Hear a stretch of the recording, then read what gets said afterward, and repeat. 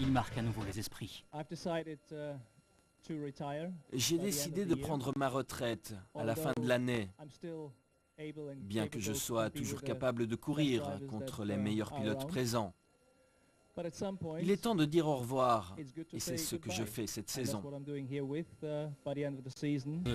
Schumacher aurait pu boucler la boucle en signant chez Sauber, mais le septuple champion du monde vise la victoire. Il préfère donc prendre sa retraite sportive. De plus, un doute s'est installé dans son esprit. Durant les derniers mois, je n'étais pas sûr de savoir si j'avais encore la motivation et l'énergie pour continuer. Ce n'est pas mon style de faire quelque chose quand je ne me sens pas à 100% dedans. Et c'est vrai que depuis ses premiers tours de roue en karting, Schumacher a tout donné à sa passion. Une carrière exemplaire qui débute à Francorchamps où il fête sa première cape et son premier succès. Après 2 titres de champion du monde chez Benetton, il ressuscite Ferrari qui se cherche depuis de nombreuses années. 5 titres mondiaux plus tard, Schumi s'essouffle et prend du recul. L'homme décide alors de mettre un terme à sa carrière pour profiter de la vie et s'occuper de sa famille. Mais le champion s'ennuie rapidement.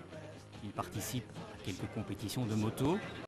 Puis, en 2010, séduit par le projet Mercedes, il annonce son retour dans le paddock. Sa deuxième carrière est plus difficile.